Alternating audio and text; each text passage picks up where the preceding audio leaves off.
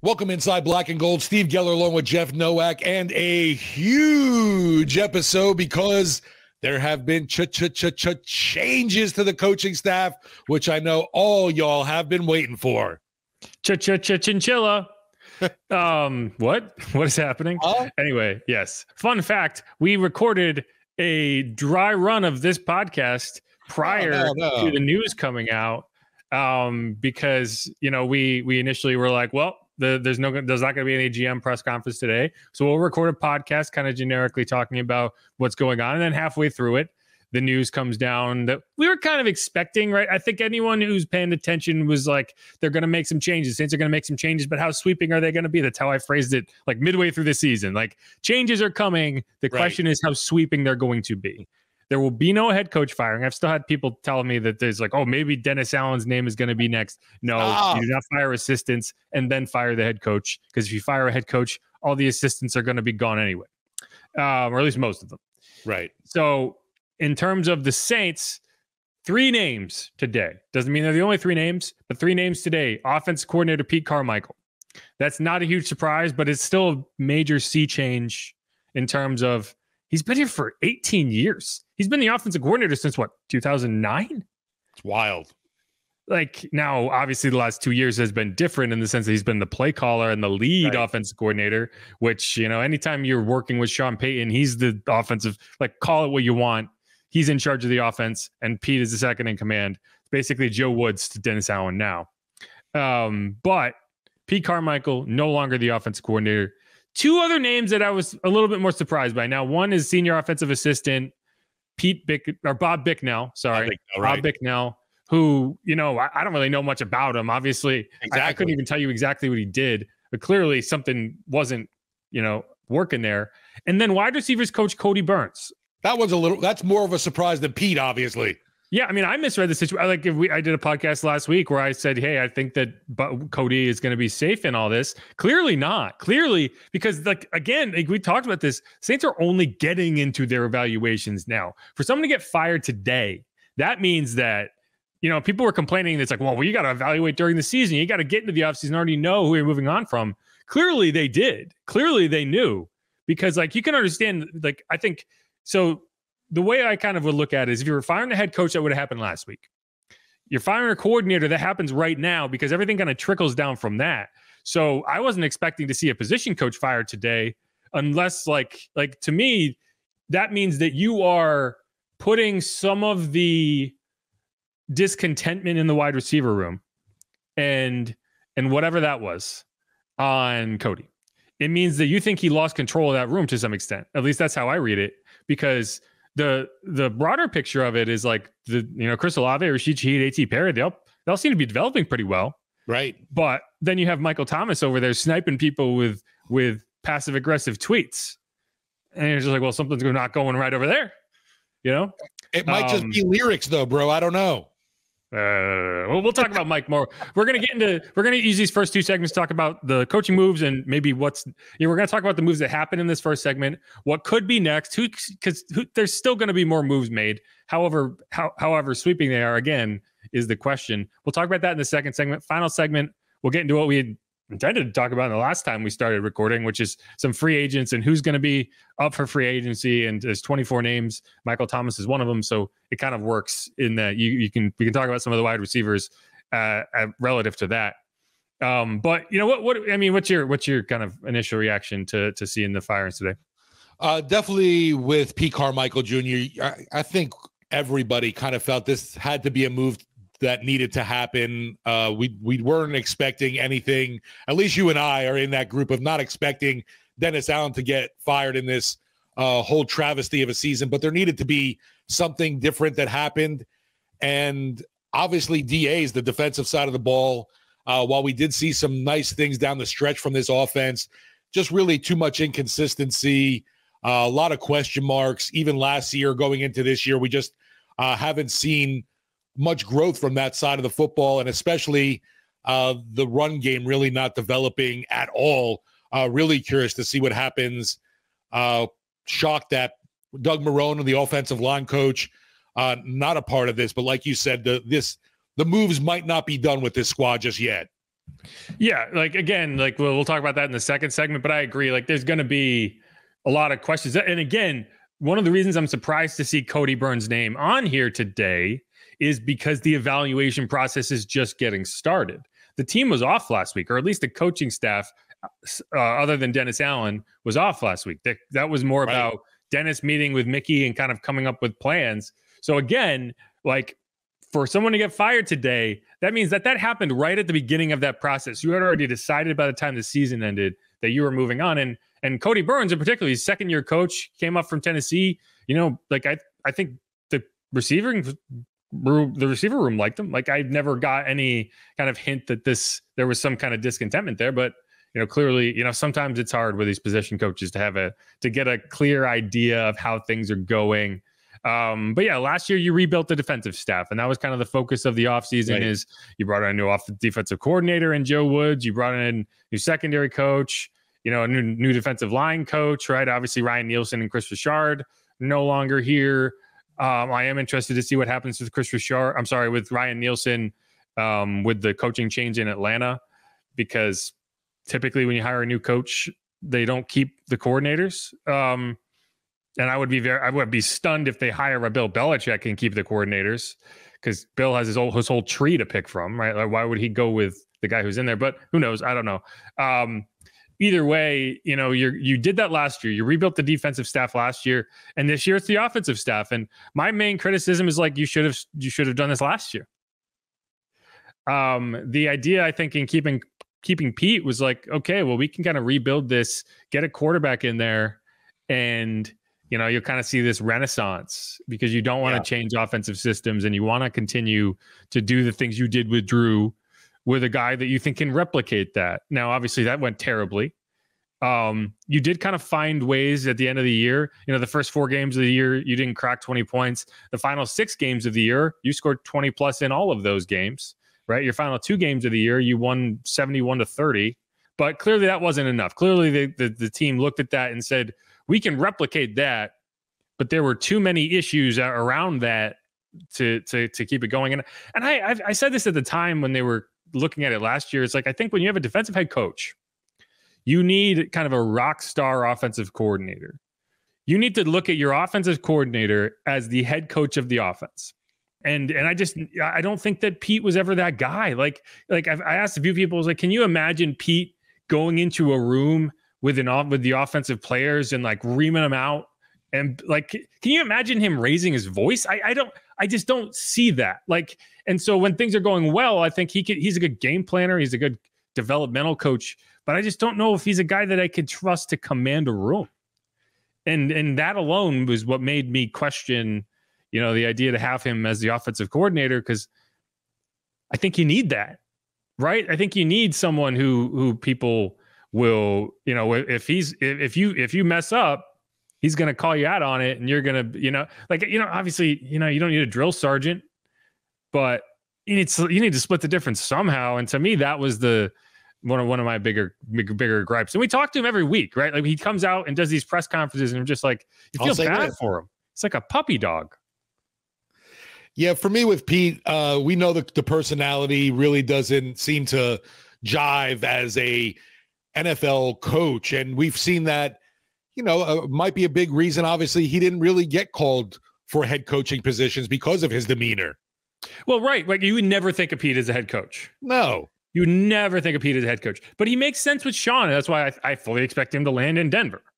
Right? Like whether he takes over for Lombardi, who's the offensive coordinator there now, or just becomes like a senior offensive assistant or whatever. Right. Some kind of role for sure in Denver is ahead of him. I agree. I would be stunned if he doesn't end up in Denver. But it's like that works. Like that combination works. I just don't think that, you know, for the same reason you would never view him as a head coach candidate. He doesn't make sense as the sole leader of an offense. But, you know, I think, you know, people are going to look immediately at John Gruden.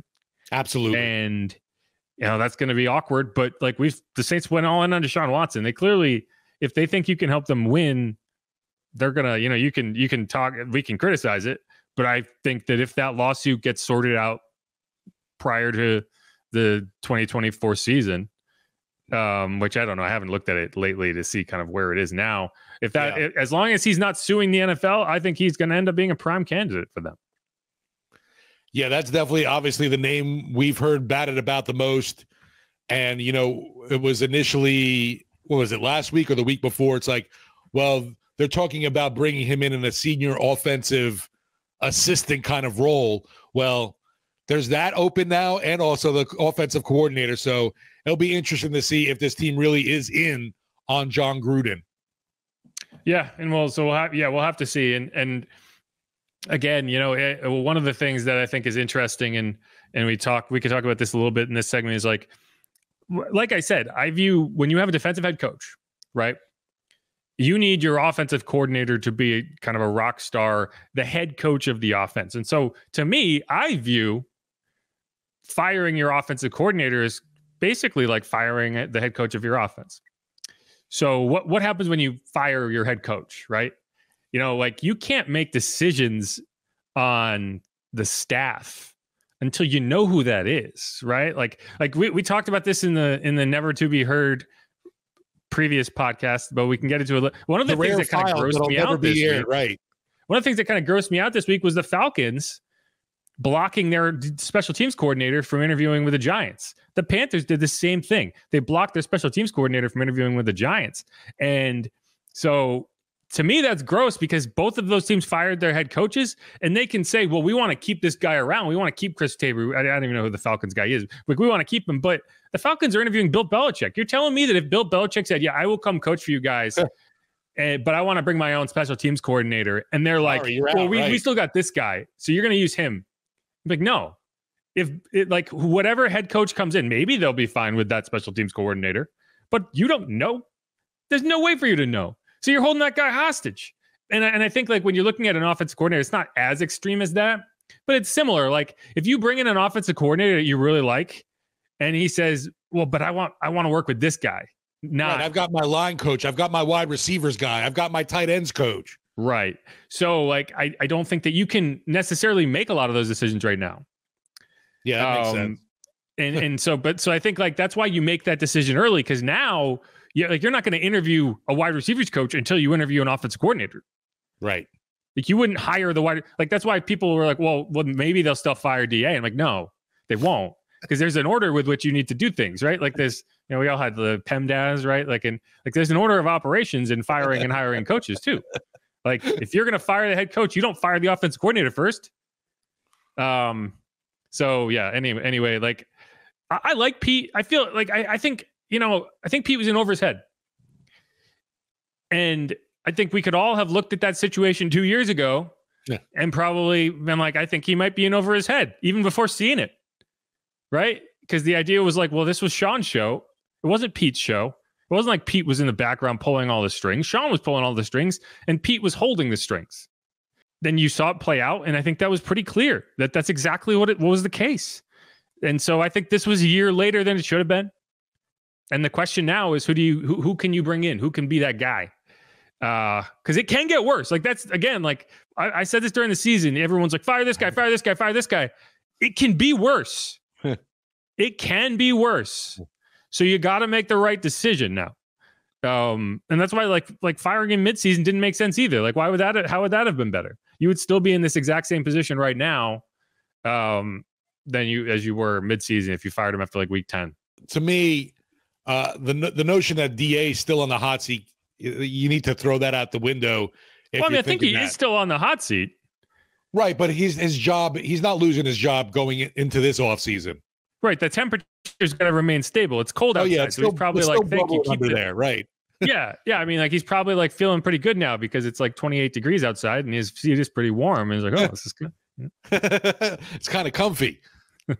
Not really though, but yeah, I mean, it's squarely now. All right, year one didn't work. Year two now, clearly this team's going to make some offensive changes, and now heading into year three. There ain't going to be anybody to quote unquote point the finger back at. It's going to be Dennis Allen. That's going to be the next one out the door kind of thing. Yeah, right. Exactly. And it's like people are going to be annoyed by this. I understand why. But, one of the things that, I did a whole podcast last week about like, you just got to be realistic about where you are. And I think the Saints are being realistic about where they are.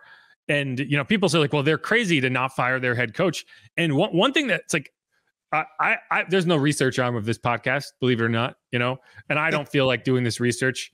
But the only reason I'm not saying that it's never happened is because I'm not willing to take the time to do it. So if anyone wants to do it to prove me wrong, I would love it if someone wants to do this, because I've been asking people to give me examples of this happening, and to this point, zero. I have gotten zero responses that were even really close. So 3 qualifiers. And that they're only 3 because that's what the Saints are. What you're saying is the obvious thing for the Saints to do right now relative to Dennis Allen would be to fire a head coach in year 2 who had his record improve year over year and finish above 500. Right now, I will give you the entire history of the NFL to play with. Find me one example of that happening.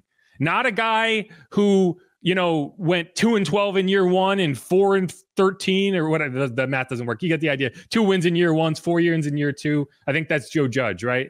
Like that's what happened to Joe Judge. That's a different scenario. If Dennis Allen won 4 games this year, yeah, fire him into the sun. It's not a guy who coached for 13 years and then got fired at age 72 after a 9-8 season, after back-to-back 9-8 seasons. That's not the same. It's not a guy who's 71 and had and won 5 Super Bowls, but then, had progressively worse seasons each of the last 3 years. That's not the same. Find me an example of a head coach who just finished year 2, had his team's record improve year over year, and finished above 500. Find me one example of that happening in the history of the NFL. And I will be like, hey, look, this person did a really good job of finding this.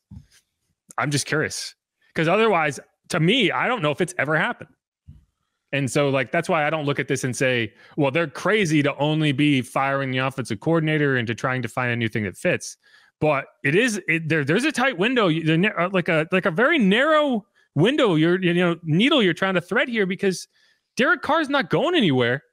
But you got to find an offensive coordinator that can work with him and get it done quick, because you're not going to have the ramp up time. People aren't going to view a new offensive coordinator as an excuse for the first half of this season happening again. No, right. You're going to be right back on fan shit list if this team comes out game 1 and the offense is sluggish, and it's like a 9-6 game, God forbid. Well, if the offense, because you could look at this season and say, yeah, it was a slow burn, but by the end you were burning pretty hot. Right. They were clicking. They were showing signs of life. Yes. Now but if you come into next season and you look like you did in week 2, week 4, week 6, people aren't going to take that. That's the thing. That's great. We're right back to the start again. Yeah, you can't start over. You got to, and there's reason to think that it's not just the offensive coordinator, right? Like there's Derek more comfortable with Olave, Rashid, A.T. Perry, Juwan Johnson, Kendre Miller, guys like that. So you're not going to start from scratch with them. It's more just can the offense continue to work under somebody new? And so for that reason, I don't think you're going to bring in someone who's going to completely change the system. So you got to bring in someone that can work within kind of those boundaries that you've already set. You're not going to change the entire playbook, but this is a good question of how much of it do you change? Because this is the first time in the last 20 years that you've had a new playbook in here, that you've had an offensive coordinator who wasn't an understudy, who wasn't Sean Payton or an understudy of Sean Payton. So I don't know. It's going to be interesting. And I think that's going to be what determines whether Dennis gets through for year 3. I really do. Yeah. To me, it's all right, year 1, whatever. Year 2, we're going to make some changes here for the offense. But year 3, there's nobody, like I said, to quote unquote point that finger at, then your head coach. And then it's sorry, Dennis, we tried your way. 3 years, no such luck. You're out the door. But we know this division is pretty weak. So there's still that likelihood again next year. We're talking about, the Saints could take the NFC South because of what you're looking at. Who knows who's coming back for the Buccaneers? Look at the run they're making right now. I don't think anyone expected that. Yeah. No, though the funny thing is I can make this argument. It's year 2, blah, blah, blah, blah, blah. You can find dozens of examples of coaches getting fired after year 3, including or in year 3, even, right, including Dennis. Yes, with the Raiders. Even that terrible tenure made it to year 3. Now, once you're in year 3, I don't know if there's like a class that GMs take where they kind of like go through, but it's very clear that a lot of them operate the same way in that kind of cycle of like, no, this is like the point where we have given you all of the opportunities that are fair to give you. Yeah. And then that's when the firings start. You hear that when they draft players too. You can't really, decide on a guy until year 3. So maybe it's the same thing with coaches, like you mentioned. Well, I just think that like there's a point where it's like you need to give them time to actually implement things, right? Like it's kind of similar to college in that way of like you can't really judge a head coach until he gets his players in, right? And the reason it feels different for the Saints is because DA was there prior, but they're not gonna like that's in terms of hiring and firing a coach. You're not going to like I've had people tell me that was like this is different because DA's been around since 2017, but like the front office isn't going to hold his time as a defensive coordinator against him in terms of like, well, you have a shorter leash as a head coach because you were so successful as a defensive coordinator. Either way, I do think it's something, and like I'm as frustrated as anybody that we have to have these exact same conversations again. What is exciting though is obviously there's change coming, and I think it is definitely much needed for this offense. It wasn't working. We saw those glimpses at the end, but it just wasn't enough overall. And I don't know what kind of input Derek Carr is going to have on this, but I know we're going to talk about it more. That's why a guy like John Gruden does make a lot of sense right now. Agreed. And so let's wrap up this segment. We're going to come back and record another segment on kind of, okay, what's next? What other moves do we think might get made? And that sort of thing. This is Inside Black and Gold. I am Jeff Nowak. He's Steve Geller. Pete Carmichael. Out ski. Start packing. Pack it up, Pete. Get those skis ready. Head over to Aspen. That's Colorado. They're both Colorado. If you've seen Dumb and Dumber, yeah. We landed on the moon. Anyway, we're gonna go. This is Inside Black and Gold. Stick around. Who dat?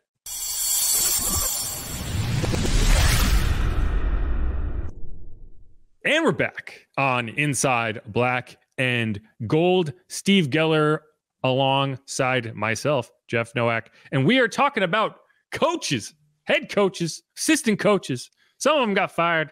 Some of them didn't. Some of them might. We'll find out. Pete Carmichael is no longer the offensive coordinator. Cody Burns is no longer the wide receivers coach. And Bob Bicknell is no longer doing whatever Bob Bicknell was doing. Have we ever talked to Bob Bicknell?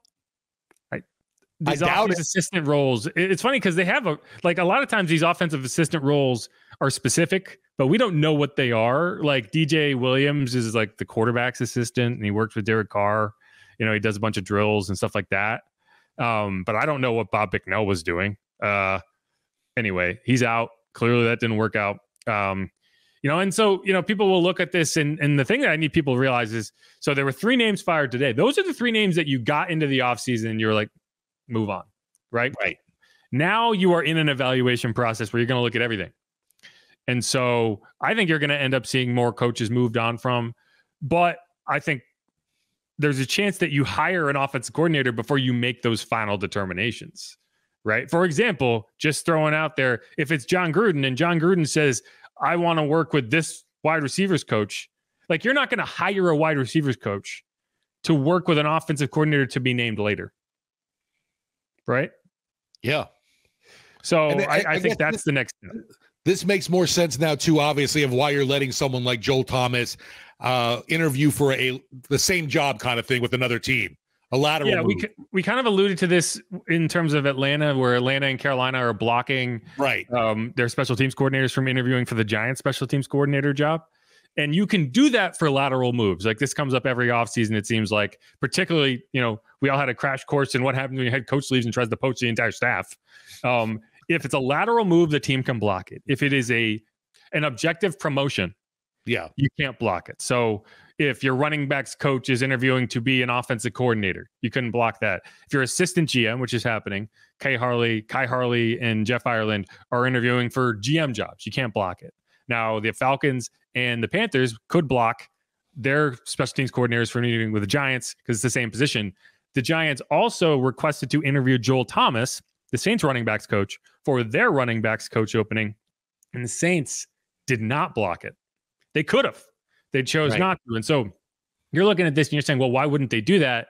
It's like if you were committed to bringing him back, if you were like, no, we want to keep him, 100% you would have blocked it. It doesn't mean that you've already decided you're going to move on from him, but it does mean that you are okay with the prospect of moving on from him, which in and of itself tells you a lot, considering he's a guy that's been here since 2015. And I do think that there, to some level, is this idea that Sean Payton guys are no longer safe in their jobs. It's no longer you've been here forever. It is, are you doing the job that we need you to do now? And I think Joel Thomas very much so could be another name on this list, as could Doug Marrone. But you know, I think the offensive line coach in a lot of ways has got to be kind of an extension of the offensive coordinator. So I think that relationship is going to be important. No, it's very interesting to see what's going to happen now, because I agree too that number one domino that's got to happen first is, who is Dennis Allen going to pick as his offensive coordinator, and then you kind of pick their brain, I'm sure, on what staff members they were interested in bringing in, and hash it out that kind of way. But yeah, there's not going to be any. There might be some more moves, maybe like Joel Thomas takes a job somewhere else. But yeah, I don't see this team hiring anybody. But the offensive coordinator's got to fall in line number one. Yeah, I do think the running backs coach is interesting, right? Because you look at it and you say he's been here since 2015, but that doesn't mean that he's the future. It just means that has worked really well with Alvin Kamara. Right. And I think going into this season, that would have probably guaranteed you a job. Of like, Alvin Kamara is such a big piece of this offense, and like having his approval alone was probably enough to keep you in that role. You weren't firing Joel Thomas and hiring someone just to get younger, or to find someone who could develop young players. But now I do think you're in that, where Alvin, is getting up there. He's still an effective player. He's going to be under contract. I don't think that fiscally it would make any sense to move on from him. But I do think you need to skew younger at the running back position, and you need to focus your hiring more on, okay, how does this guy work with Kendre Miller? How does this guy work with a running back that I would expect them to draft? I think you're going to draft another running back in this year's draft, and it's just a question of who. And because I don't anticipate Jamal Williams being in that role next year, unless he comes into camp and looks like a different guy. So I do think that's interesting, and I think that's why when you're considering moving on from a guy, that's where you look at it. Because I don't think it'll make Alvin happy. But I also don't think you can make decisions based on these veteran players, keeping them happy at the expense of young players developing. And like, for example, you talk about Cody Burns. He's a young guy. He's worked well with the young guys, but I think that's a good indicator that he maybe lost control of that room.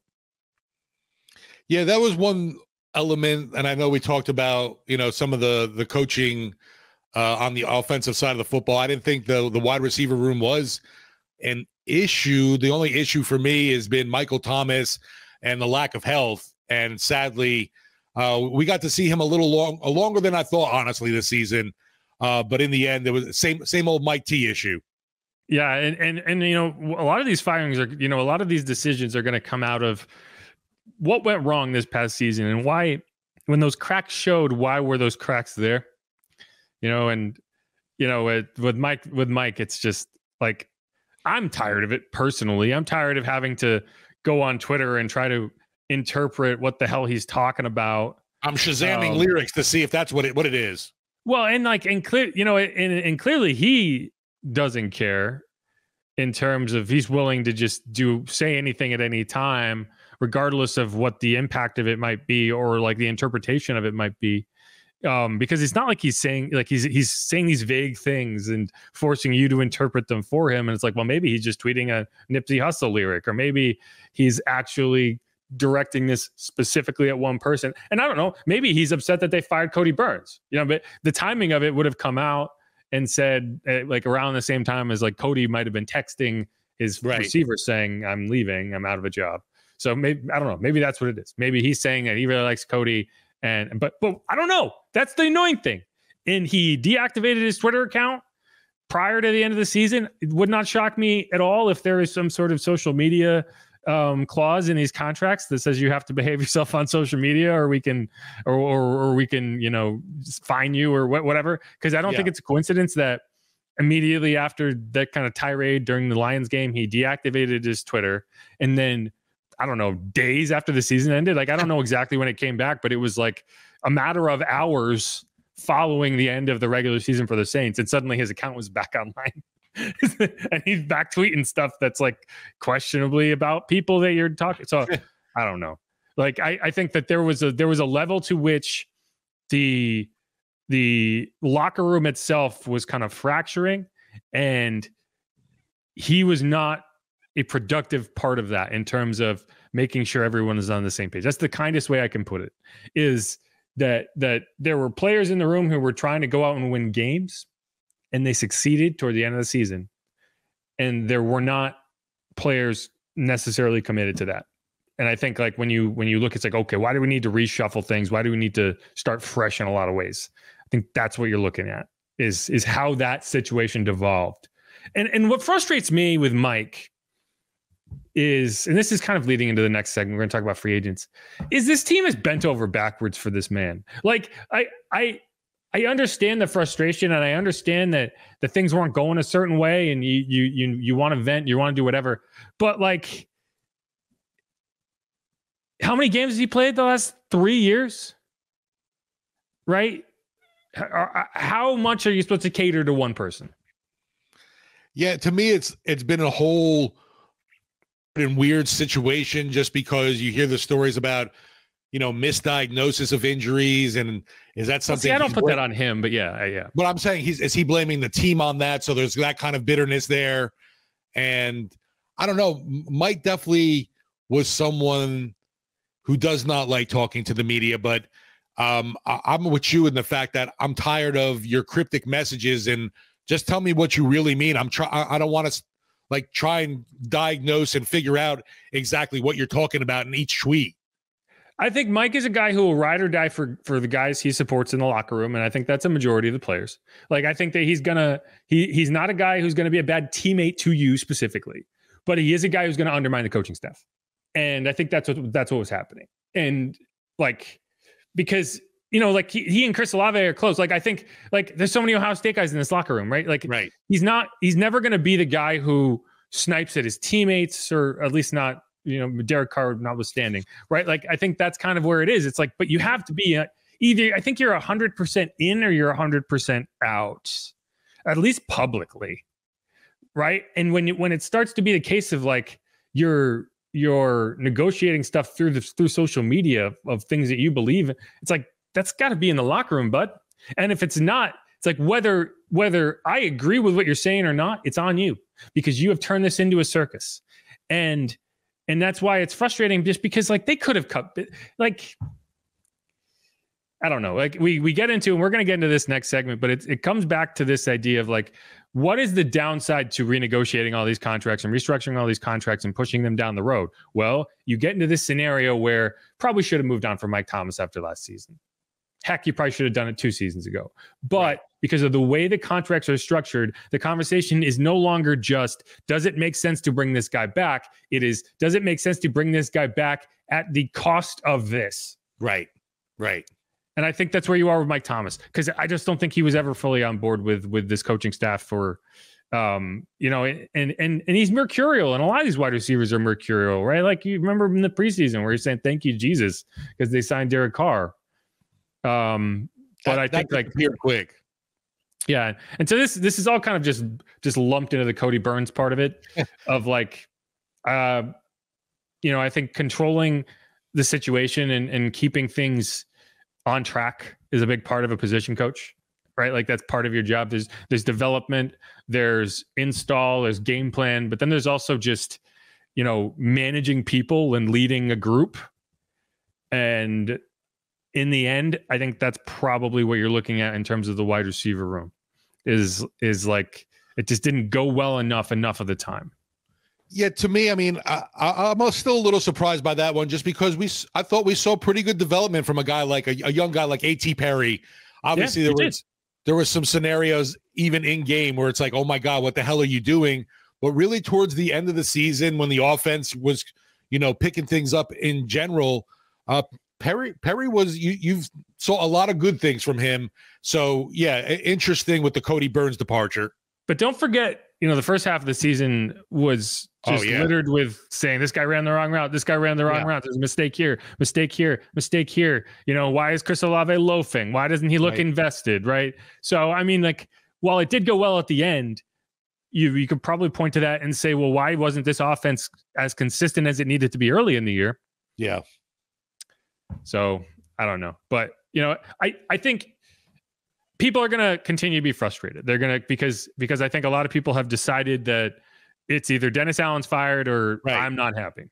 And I get it. I understand why you're annoyed with Dennis Allen and why this last 2 years has been very frustrating. But to me, this was always the question of who are you moving on from? And to it, it's not going to make everyone happy, but I do think that it had to happen in terms of, you have to restructure. The crazy thing, and I saw this stat, I can't remember who it is, but now that Pete Carmichael has been fired, the longest tenured offensive coordinator is been in that job for 5 years. Wow. There's a lot of turnover at offensive coordinator, and in some cases, NFL, not for long. That's what they say. Well, but it's funny though, because in most cases you would say, the reason for that is because if you are a successful offensive coordinator to the point that you will stick in that job for 5+ years, you're probably a head coach candidate by the end of it, right? Like Ben Johnson, right? The Lions would never fire him. Kyle Shanahan, right? Like these guys, they're never going to get fired. They will inevitably be promoted to head coach somewhere. Right. And that's why it's not necessarily because, guys get fired, but if you're a failure as an offensive coordinator, you usually figure that out before you're 5. I just think it's funny. But that's why it can't be, the excuse can't be new offensive coordinator. That's why we struggled, because you look around the league and guys are succeeding with first year offense coordinators all the time. The one we haven't talked about yet is what happens with Ronald Curry. Right. Do you promote Ronald Curry? Can you do that? Is that the answer? I don't know. I feel like you're going to go outside the organization, but then what does that mean for Ronald Curry? Because he's been getting offensive coordinator interviews elsewhere as well. So what do you do with him? What do you do with the quarterbacks coach? That's a good question. And I'm sure we'll find out. No, like I said, it's like going down the list of, all right, who are legitimate offensive coordinators you could see Dennis Allen bringing in for this offense. And like I said, obviously number one at the top, we all know, it's no secret. It's, John Gruden is a name that this team is definitely interested in as well. Yeah. it's like questions I don't want to it's a scenario I don't want to have to figure out. Like when the Browns traded for Deshaun Watson, and I was just like, thank God. Right. We don't have to deal with that crap. It's just not something I want. I don't like it, period. And B, it's like from a stress perspective of having to navigate that emotionally and whatever, that's not, I was very happy to see him go somewhere else. And, I think we're going to end. It's obviously not as extreme in that way as Deshaun's situation was, but it's still very questionable from a moral perspective of what you're looking at. So that's going to be a bridge we have, if that bridge exists, I'll walk across it and figure out how to do that. Right. It's one of those with Gruden, obviously you don't want to piss off your players or fan base. Well, that's the other thing. And that's why, I mean, they're not going to worry too much about the fan base. The fan base is already pissed off. How much more pissed off could they be?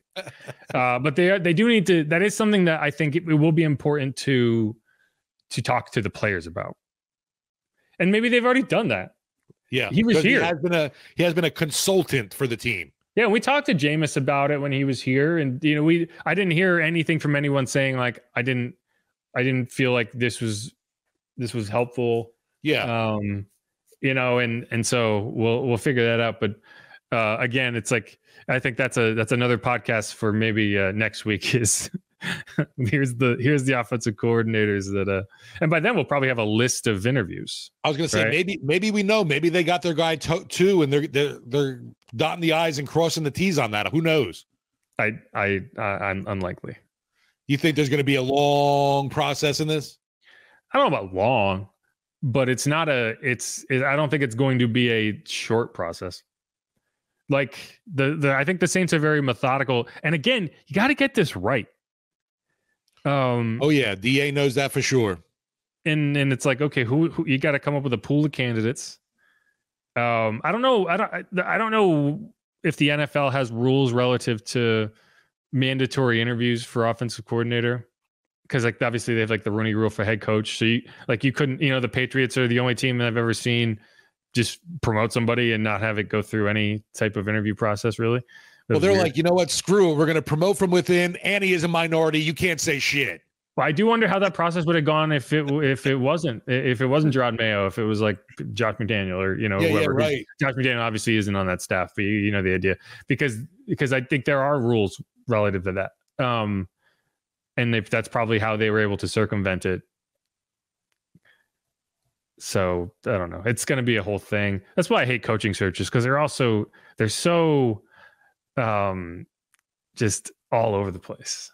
And everyone has an opinion and it's so ill-informed so much of the time. I know definitely besides Gruden, a big time name that everybody knows that I think it'll be interesting. And, with Washington clearing house, Eric Bieniemy, obviously, who had been in Kansas City for so long. And they interviewed him for the head coach job back when they did it. Right. So there you go. There's familiarity there. He's from here. Yeah. But it is always funny to me because it's like you're talking about offensive coordinator and it's like, okay, your pool of candidates are people who either don't have that job right now, but you feel like could do that job, or / a group of people who is not getting an opportunity to be a head coach. You know what I mean? Like you there's this like really narrow pool of candidates who, maybe it's a former head coach who failed. Like look at like defensive coordinator, like Dan Quinn, right? Dennis Allen when he was with the Saints. Like yeah, you're kind of like going through the dregs. Like that's why like Arthur Smith, it wouldn't be a huge shock in terms of like that's the type of candidate you're looking at. Is like a lot of times it's guys who got a head coaching job and failed, but are still good offensive coordinators. Like that's how they got the job in the first place. Like Arthur Smith isn't a head coach if he wasn't a great offensive coordinator for the Titans. Nick Sirianni, another example, like Shane Steichen with the Eagles, right? Now the Eagles suck on offense because he's head coach somewhere else. Well, what happens when Shane Steichen loses 28 games in 3 seasons and now he's back? It's like, oh, he's probably going to be the head coach of the Eagles again. Anyway, it's such a weird like cycle, a cannibalistic thing of I don't know. Like I was like, hey, Brian Dable gets fired. I want him as my office coordinator right now, right? Yeah. Anyway, the problem with Bieniemy, and this is, I truly believe this. The issue with hiring Bieniemy is going to be that he's going to be in all these head coaching interviews. He gets them every year, so the process is going to get drawn out a lot more because if he wants to be a head coach, he's going to have to wait them all out. And so he's not going to settle for an offensive coordinator job early on in that process. And how long do you want to wait into your offseason? Yeah, you got to get into draft. You got to start talking about like, oh, do we want a quarterback? And what sucks is because he is a minority candidate, there's more likelihood teams are just bringing him in to satisfy that Rooney Rule too. Yeah, I do think there's probably some discussion to be had about how productive that rule is, and maybe there should be some adjustments. And it's also like, for example, like I've always felt it was strange, the whole like comp picks. So if Kai Harley gets hired by the Panthers, the Saints get 2 comp picks. And I've always thought that was strange because it's meant to incentivize teams to develop minority candidates in front offices. And I understand that part of it. But when it comes down to the hiring part of it, if you have 2 candidates and you feel really good about both of them, and one of them would mean that you give a division rival 2 third-round picks. Right. It's like, what? That's not helping that. The idea of these rules should be to help these candidates. And I think at a certain point, it hurts the candidate. Agreed. It's just strange. And I don't and I do think it's an issue and like the minority hiring needs to be looked at. I just don't know if the current rules are having the intended effect. Although the Falcons didn't care about hiring Terry Fontenot and giving us some picks. Yeah, no, it does happen. Go ahead, it does happen. Go ahead, New Orleans. You'll waste them anyway.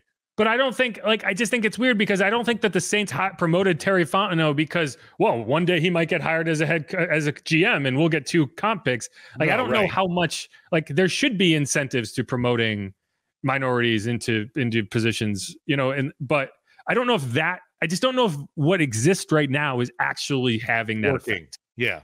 But I mean, I'm sure the Saints wouldn't complain if they got 2 third-round comp picks because those are valuable.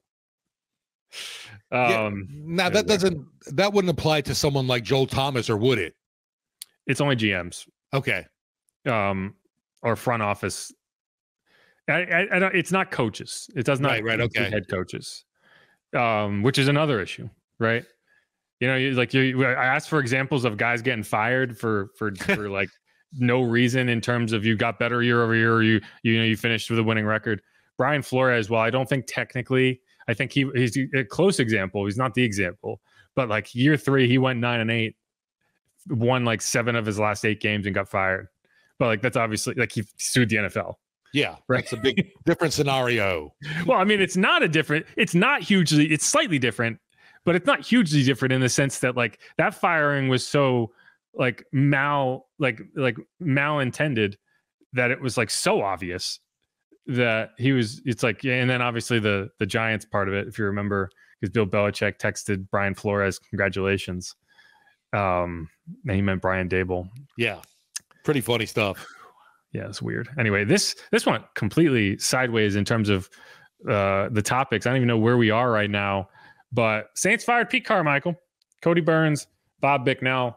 There's going to be some hirings. It's going to be a topic of several podcasts, I am sure. So the only sneaky Pete we have now is Pete Werner. Yes, he can fully accept that nickname. Is Sneaky Pete Werner. That is his now. He owns it. It's his. He can do whatever he wants with it. But all right, let's wrap up this segment. We're going to come back. I want to go through the list of free agents. And, again, we're talking about the offensive coordinator, I think it's interesting because you're going to be making some decisions on some of these players based on, look at, when Sean ended up in Denver, all of these free agents that could have been signed suddenly became former Saints, so it's going to be something to watch. But all right, this is Inside Black and Gold. I'm Jeff Nowak. He is Steve Geller. We will be right back.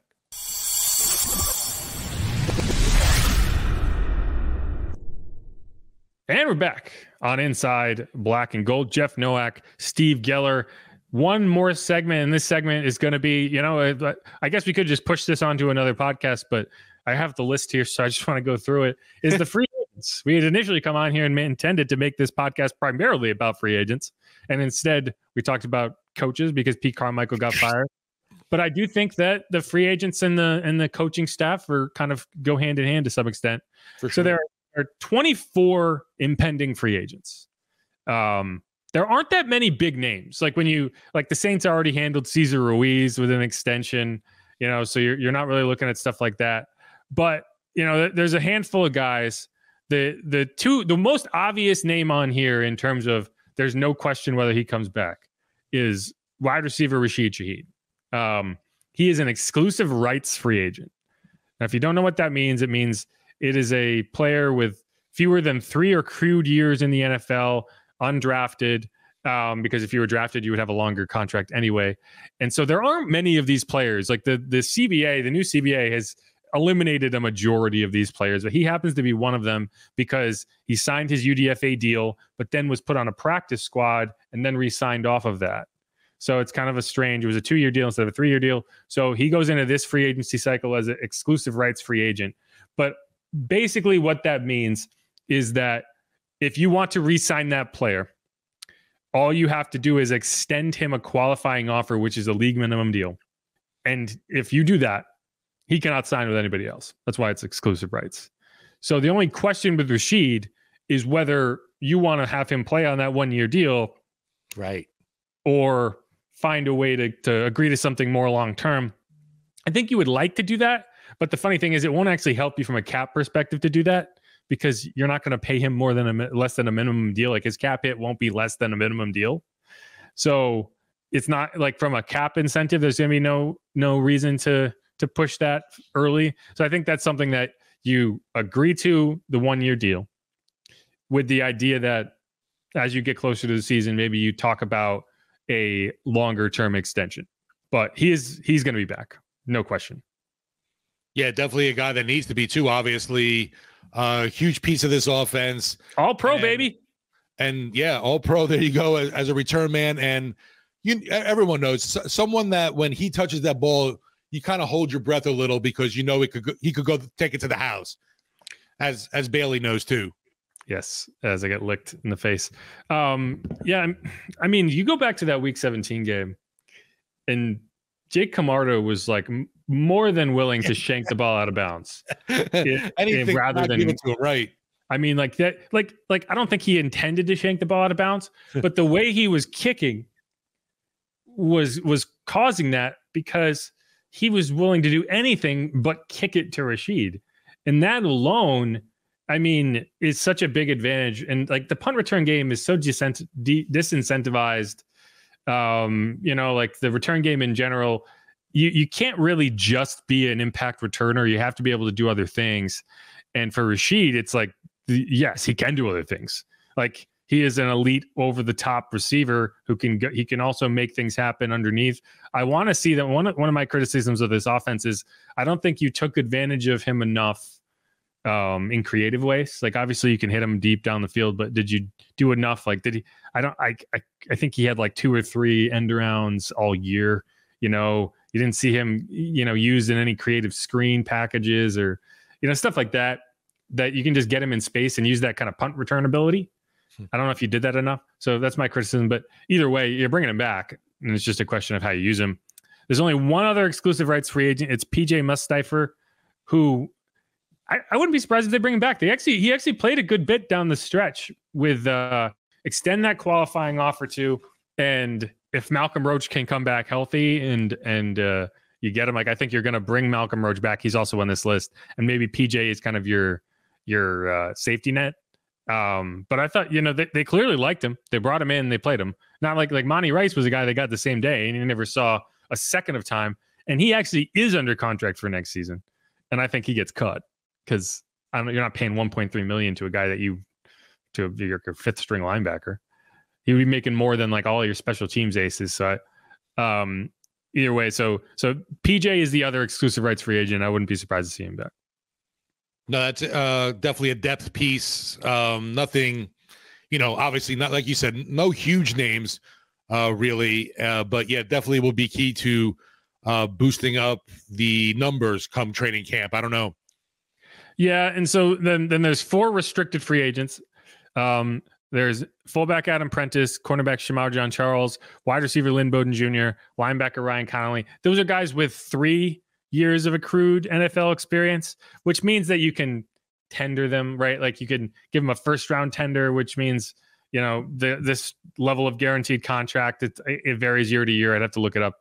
None of these guys are going to get a 1st or 2nd round tender, or even an original round. Like maybe you give like a Lynn Bowden, maybe you do the right of first refusal tender, whatever that's called, which means like you don't even get, you wouldn't get any compensation if they were signed by somebody else, but you could have the option to match that offer. I don't think any of these guys jump out. Like you would be fine being without any of them. I don't think anyone's coming after Adam Prentice. I would be like, I think you just kind of let that ride and sign both he and Lynn to league minimum deals next year. But yeah, there's nothing there. Like, again, there's not a lot of intriguing names on this list. Yeah, if anything, Bowden actually, had some positive contributions this year, obviously, but I think they like Lynn. Yeah. Yeah, and nothing else though is like really, oh my gosh, he has to come back kind of thing. Especially with a guy like Prentice, who we saw this team worked without for so long, and we saw Bink get some play at the fullback position, which I kind of missed. Yeah, no, but they're going to keep a fullback on the roster, and so like, whether it's on the practice squad or whatever. So why not add him, right? I just assume they'll bring him back. And then, yeah, obviously I like Lynn a lot. I think Lynn, it's useful to have a backup punt returner who can do other things. So right, I think you probably bring him back again, and whatever his role is his role. Going forward. Okay. So then the next 12 or so of these are unrestricted free agents. And so I'll go through the list of guys that aren't really that interesting. Yeah. In whether you bring them back or not. So Max Garcia, Keith Kirkwood, wide receiver, Cam Irving, Eno Benjamin, Andrew Dowell, Ty Summers, Trey Turner. These are all guys that are just like, okay. Trey Turner, Saints legend, Trey Turner. Yeah, he's got through 2 practices? Something like that, right? Maybe. And then he's tore his quad or something. So yeah, maybe they hang around, maybe they don't. I'm just looking at these and saying decisions, and I don't see any decisions being made. It's like either you sign them for a league minimum or you don't. You have a 90-man roster. If they get interest elsewhere, you're going to be like, good luck. Right. Basically, those names are, adding key pieces for depth issues, especially. I mean, Max Garcia, someone along the offensive line. I don't know what's going to happen with the O-line in general, honestly. Yeah, I mean, you have depth pieces, but you're going to kind of rebuild it a little bit, particularly if you move on from Doug Marrone. Like a guy like Andrew Dowell. So Andrew Dowell, Benjamin, Trey Turner didn't play a snap this season because they were hurt. They were on IR all year. So I mean, I wouldn't be surprised if you keep. I think you will keep Andrew Dowell around. Whether he makes the roster or not is another question. But I don't think they're gonna. The benefit of getting hurt when they did, and obviously you don't want to get hurt. But if you had to have a season-ending ACL injury, and we're still intending to play football the next year, having it then in terms of early in camp is ideal. So you can come back in the next season and have the full runway. Whereas guys who get hurt, like Tyler Higbee from the Rams, he tore his ACL in the wild card round of the playoffs. Who knows? He might miss an entire football season. Because awful, right. Like that's whether it's however long that recovery takes, definitely not gonna be ready for camp. So that's tough, especially if you're on a fringe roster guy. So now we're gonna get into the more interesting names. Lonnie Johnson, Ugo Amadi. I think both those guys come back. I think they played a key role. You need safety depth. You might draft a young safety or two, and that might take their spot on the roster. But I have a whole offseason plan that I wanted to get into after Mickey Loomis talked because I want to hear what he has to say. Does it involve any of those guys in the nickel role? Well, that's what I was going to say. Is like you're going to need someone to play nickel, and right now Ugo is your best option, right? Because I think you're going to find. I think you're going to end up seeing Alontae Taylor on the outside next year, and so you're going to have to find somebody. And I wouldn't hate going and drafting. If you put some premium draft asset on the top nickel corner in the draft. Who do you like best in this draft to play nickel? Go get it. Whether it's like a TJ Tampa, which I just think is funny because it's just a name that is funny in the NFC South. I don't know, but that's kind of how I'm looking at it. And I think having Ugo, a guy who can play safety and can play nickel, that's who you want. So yeah, I think the flexibility of he and Lonnie would make sense. Those guys are free agents. Cam Irving, I think you're maybe bring him back on the practice squad. Jonathan Abram, wouldn't be surprised to see him back, another veteran. Jimmy Graham, I think, is going to retire. And what do you think about those guys? The Jimmy Graham saga. And if folks didn't see, he tweeted out him flying in his airplane, gave a thank you, New Orleans. Definitely felt like a final goodbye. I don't anticipate him coming back, and really don't see a point in it either. Is it illegal to text and fly? Is that against the laws? Can you get like a ticket for that? He had it an autopilot at the time. I don't know. Yeah. Maybe he waited until he landed. It's possible. Yeah, but as for anybody else there, nothing really that's going to make or break the roster. Certainly, you want to have, again, talking about pieces for depth kind of thing, but I don't think there's anybody that you mentioned as a whole that's like, oh, man, he's a must to come back. No. So, okay, there's a couple that are going to be interesting to me. One is cornerback Isaac Yiadom. I think he had a great year. The question is going to be how much money did he earn on the free agent market, A, and how much can you afford to spend on him, B, and I would love to see him back. I think Joe Woods would love to see him back. They go all the way to the Senior Bowl. Joe was the defensive coordinator for the Broncos when they drafted him in the third round. But he is going to get looks from teams that want to play, physical man-to-man cover corner, because they just aren't that many of them. And the Saints signed him to a 1-year, $1 million contract. Like, there's only we're going to go through in a maybe on Thursday we can go through all the restructures that have to happen. The Saints are $87 million over the salary cap. So there is going to be a line item for your third or fourth string cornerback and how much you can afford to spend on that player. Right. And I just don't know if it's going to be there, because you're not going to be able to bring him back for 1 year, $1 million. I can tell you that much. But he did play really well. Hopefully it's one of those things where he recognizes he's just the right fit for this scheme. I don't know, but I could see a lot of teams come a calling for a guy like that, obviously. Yeah. That would be the one reason that you might come back, is like, I think I fit here and they know how to use me, and maybe they do give him a raise. Maybe it's, you get 2 year, $3 million or something like that, right? With some guaranteed, maybe a couple incentives, bonuses baked in. But yeah, I think it's probably unlikely, because I think you are going to go draft somebody. The other guy that this time last year I would have been like, okay, he's gone at the end of the season. Now I'm not so sure, is linebacker Zach Bond, because now I think you look at it and you say, okay, he's a core special teamer. Yep. And that's always going to be the case. He is our Sam linebacker, and he can do that role as well as anybody. It's not a role that you use that much, but he can do it. And he's suddenly this really valuable situational pass rusher who, made things miserable on offenses in the final month and a half of the season. And there's no reason that you cannot continue to use him that way. So now it's like, okay, how much, what is a reasonable contract for that? Because I think, you have a budget for special teams, you have a budget for linebacker, you have a budget for defensive line, and now you can pull from all three of those and maybe give him a, 2-year, $8 million contract, something like that. And then the question becomes, what interest does he get elsewhere? And that's where you might, a 3-4 team where, he makes more sense on, maybe comes and gets him. But I think if you're the Saints, you suddenly are like, wow, now we actually have a real vision for this guy. And why not? Why not bring him back? Like, if you could get Caden, and if you could have got Caden back on the type of deal that you'd probably be able to get Zach back for, I think you probably would have done it. So you mentioned with Caden, and that's actually someone like Atlanta and Ryan Nielsen, obviously connections, connect the dots kind of thing. I'd be interested to see if Atlanta comes a call in and they try and get someone like Bond in their lineup. I don't think so.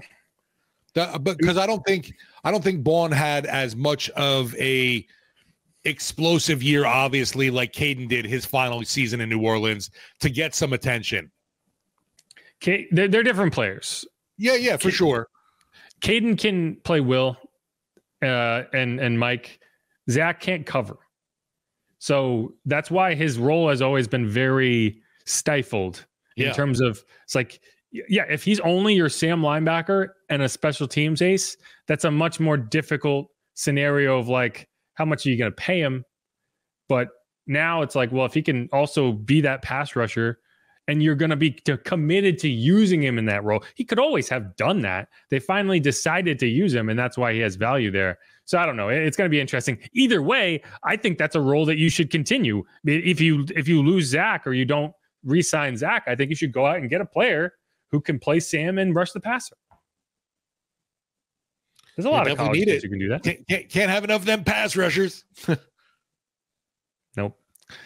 Especially because Peyton Turner can only get through 2 games every season. Anyway, so that's it. That's all of the free agents. And so again, it's not a huge list. Like, I think the only questions you're really looking at are Isaac Yiadom and Zach Bond in terms of, do you offer them more than the minimum? And I think either one, you could convince me that it's worth it. 3 contracts that are a little more questionable. All 3 void. Left tackle, left guard Andres Pete. Yeah. Wide receiver Michael Thomas, quarterback Jameis Winston. These are all the void contracts. Jameis, both Mike Thomas and Jameis, I think it's really not a mystery. I think both of those guys are moving on. I was going to say, I like one of the 3 to come back. Yeah.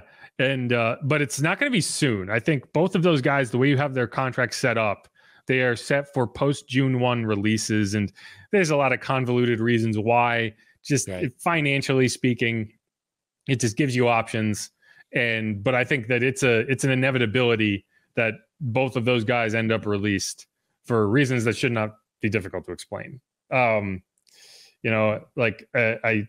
You could also bring them back and extend, like Mike Thomas, for example. Like, you could extend and maybe push back that dead cap hit and whatever. I don't think you're going to do it. I think this is the year you cut bait. You have Jake Haener. You spent a year. If he can't be the backup quarterback next year, cut him. Because why is he here, right? So there's no sense in bringing Jameis back. Mike is a different question in terms of, he was still a productive player when he was healthy. That's the only reason that's more of a question for me. But like, I just can't.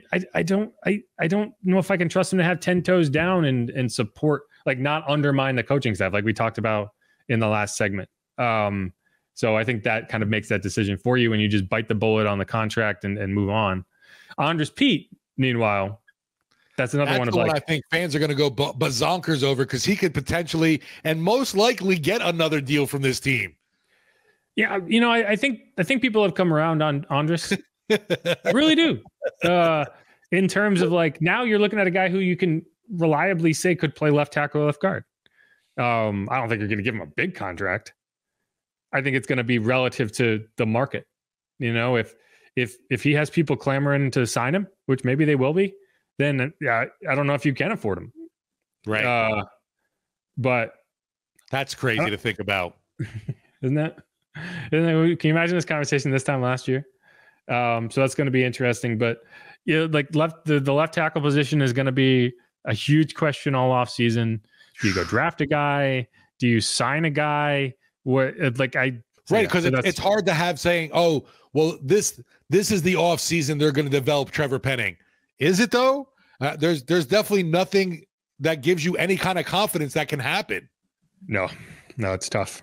But we'll see. But either way, I think he's one of the. I think on this list of players, the only ones that you're going to look at and say, like, can we re-sign them with a more than minimum deal, and it would make sense to do Isaac Yiadom, Zach Bond, Andres Pete, maybe Ugo Amadi. Couple more that we'll mention. So linebacker Monty Rice, I think he's a cut, because he's due to make $1.3 million next year, and because he's still on his rookie deal. It's the final year of his rookie deal. It's not guaranteed. So, like, even if you wanted to keep Monty Rice, you would cut him and maybe re-sign him to a lesser deal, or ask him to take a pay cut, because you're not paying him $1.3 million in that role. He's a third-round pick, so that's why he's making that much. So I think it's like, hey, Monty, we're going to reduce you to the league minimum, or you're going to be free agent. What do you want? Pick one. If you can go find a contract for more, great. Otherwise, we will re-sign you to the league minimum. And like, that's what I would do. I'd be like, Monty, you can either agree to this now, or we will cut you and let you test the market. And if you want that league minimum deal, come on back.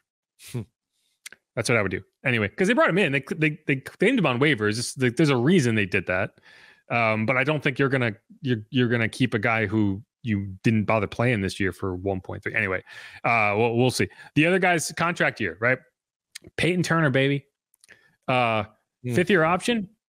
Hell no. Not doing it. Not doing it. Not gonna do it. He could have gone out in week 18 and had 10 sacks, and I don't think they would have signed him. They would have picked up that 5th year option. But he is going into his 4th season. Like, you're not cutting him. You're just hoping that maybe, against all odds, he can stay healthy. And the funny thing is, like, if you're looking for cap relief, and you can just be like, we can just extend him now. And because, like, here's the thing, his value is not going to get any lower than it is. You're right there. It's only going to get higher if he goes out and plays 12 games and gets 6 sacks. Like, you could probably, because I just think from a security perspective, in terms of, like, I don't know, maybe it's just easier for a guy to go out and not be playing in a contract year. So maybe, I'm not saying they will. I'm just saying, like, it's not off the table of, like, extending him, but it would be so funny if they did. The reaction, if they gave him like a 2-year, $8 million contract just to get him past his rookie deal. Like a non-guaranteed. We're like, oh my God. Anyway, I don't think it's going to happen, but it's something that I think you probably look at and consider. Cornerback Paulson Adebo. Now, this is the one I expect to get done in camp. This is going to be my priority, is extending Paulson Adebo. Right. Beyond that, Pete Werner, another guy who that's going to be priority 2, is extending both of those guys. I want to sign both of those guys to extensions prior to the season starting. Yeah.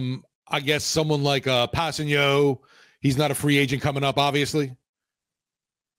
I don't think so. No. Okay. No, he was just one of the names in the rotation when, talking about pass rush that I was not concerned about, but I was thinking he was in the final year, but I guess that's not the case. I mean, he's, I guess maybe he is. Let's see. I mean, these are not all of the players going into contract years. Okay.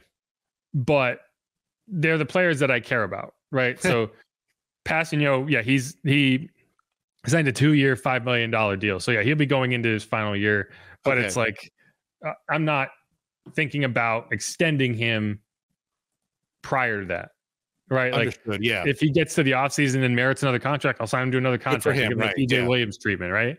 But I'm not like for these guys, I'm talking about contract years and guys that I should have been more specific, probably just guys that I don't want to let play throughout their contract year because I want to keep them around.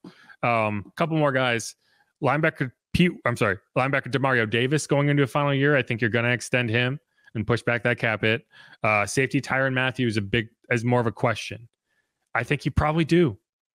And it would annoy people because he's probably a little longer in the tooth than most people want, but he's still playing at a high level and I want to keep him around.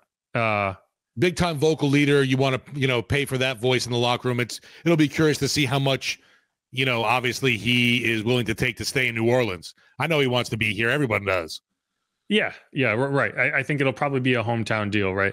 The only other one that's interesting to me is Juwan Johnson. So you signed him last year to that 2-year deal. He did not really deliver. No.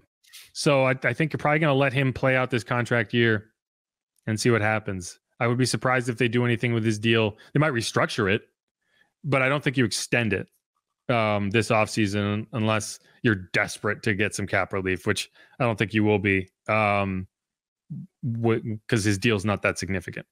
Hopefully the Juwan we saw in training camp is the guy we can see again because well, you know what? That was another person that kind of turned things up at the end of the season. What was it, like 3 straight games he had a TD? Yeah, no, he played well at the end of the year. And whether it's health, it's just the beginning and middle part where you need him. Yes, and I'm talking about this in the sense of do I sign into an extension before the year starts?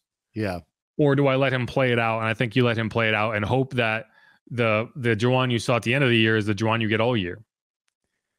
But we'll see. But that's what a wonderful world that would be. That's the end of my free agent list. That's the end of this podcast, I think. Unless you have anything else you want to get into.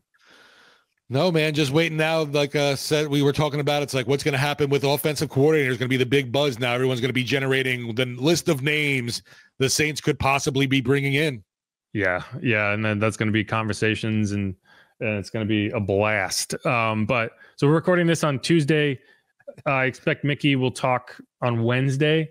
Correct, our next podcast will have more from Mickey. So we'll probably get into more about what he says regarding Pete Carmichael, assuming he does, unless it's too emotional for him.